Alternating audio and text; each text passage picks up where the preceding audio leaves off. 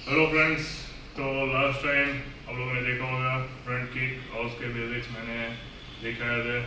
एक एक चीज़ मैं फ्रंट किक में बताना रह गया था और वो ये थी कि मोस्ट ऑफ लोगों की फ्रंट किक में आर्ट वो लोग कभी कभार सही भी लगाते, लेकिन वो लोग फ्रंट किक ऊपर की साइड लेते हैं। लाइक सपोज ये मेरा ओपोनेंट है तो उसको अगर फ्रंट किक वो लोग मारते हैं तो वो लोग ये नहीं करते हैं कि उसको स्ट्राइक ले या थ्रस्ट नहीं मारते हैं। वो लोग ऐसा ऊपर से ले जाते हैं, ऐसा दिखता है कि भाई ये मतलब घिसता है।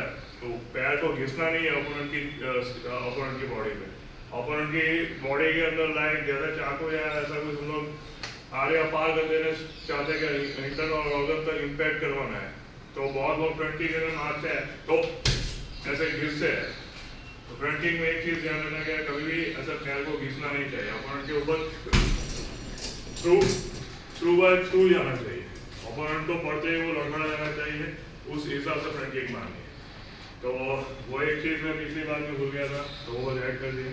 अभी हम लोग जाते हैं दूसरी किक की ओर, और वो है साइड किक।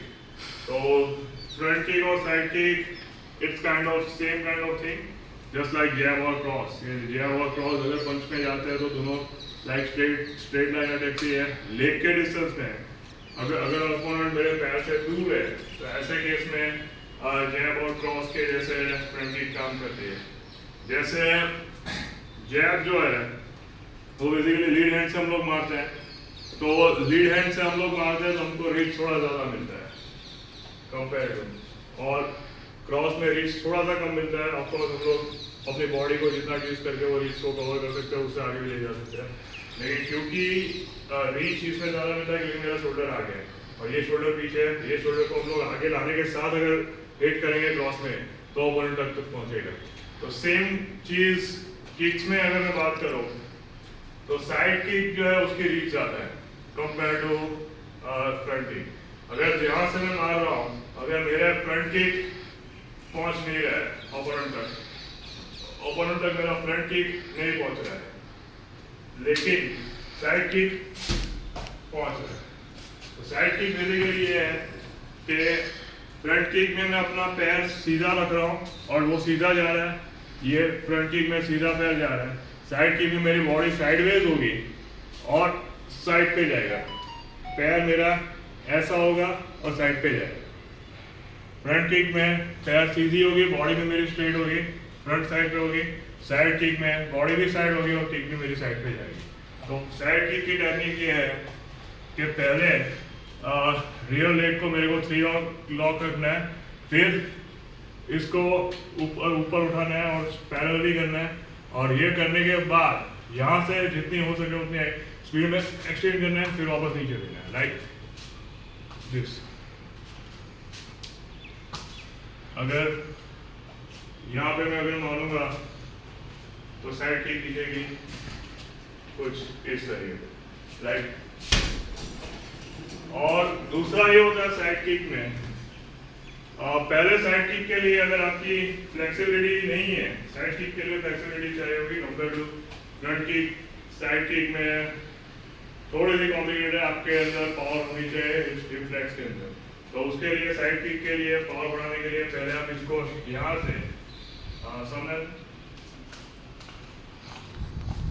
इसको पहले ये शेप बॉक्स में लाके अगर पहले आप सपोर्ट ले सकते हैं अपने हिप फ्लेक्स और उसके अंदर पावर ऐड करने के लिए, फिर इसको पैरेलली लाके 90 डिग्री आपकी बॉडी पे रख के यहाँ पे पैर को ऐसे नहीं रखना है, ऐसे साइड पे रखे यहाँ से इसको थ्रो करना है और वापस अंदर थ्रो अंदर थ्रो अंदर थ्रो।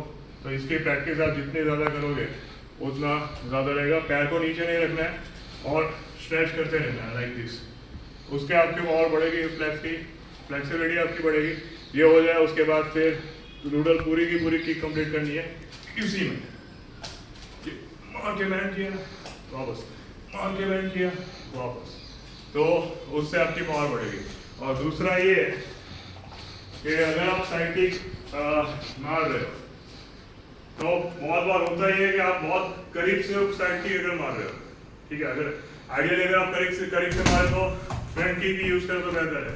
लेकिन अगर आप ऑलरेडी साइडवेज स्टांस में हो, आप फ्रंट वेज स्टांस में नहीं हो, आप साइडवेज स्टांस में हो, और ऐसे में अगर आप साइड किक यूज करने जाओगे तो क्या होगा, अपोनेंट अगर बहुत ज्यादा करीब है आपको इस तरफ आपका बैलेंस ज्यादा जाएगा, और ऐसे में अगर आप पूरा नहीं खोलोगे, ये नी मेरा यहाँ पे नहीं है, ये नी अगर मैं यहाँ पे हूँ और मैं ऐसे खोलूंगा तो मैं खुद भी पीछे जाऊंगा, धक्का अपोनेंट को लगने की जगह पे मेरे को लगेगा। तो जब भी साइड किक मारे नीज को साइड आगे उठाना जरूरी है।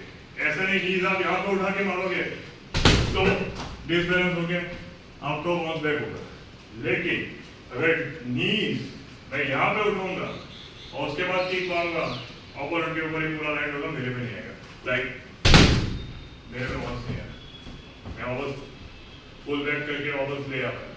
तो अगर मैं मारूंगा साइड किक तो ये उठाना जरूरी है, ये नी को मेरे बॉडी के परपेंडिकुलर। मैं अगर साइड किक मारूंगा तो वापस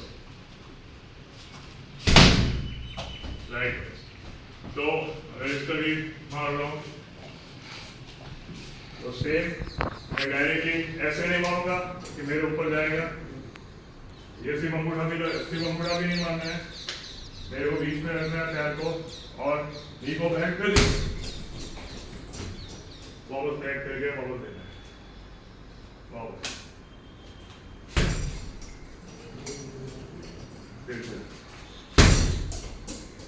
तो साइड किक दोनों लेग से पहले वहां से स्टार्ट करो, सपोर्ट से साथ साइड किक को एक्सटेंड करके ये करना दोनों पैर से, उसके 30-30 के 5 या 6 रेप्स करो। उसके बाद हवा में पूरी चांस के साथ पहले लेग को बैक उठाया, किक किया वापस, और वो जो हो जाए उसके बाद किसी भी बैक के ऊपर या उसके आप एंड नंबर ऑफ टाइम जितनी ज़्यादा हो सके, जब तक आपको कॉन्फिडेंस नहीं आ रहा, आपको पावरफुल फील नहीं कर रहा, आप स्टैंड टू स्टैंड वापस नहीं आ रहे हो, तब तक इसी की प्रैक्टिस करो, तब तक उसके बाद हम लोग नेक्स्ट वीक में मिलेंगे। उस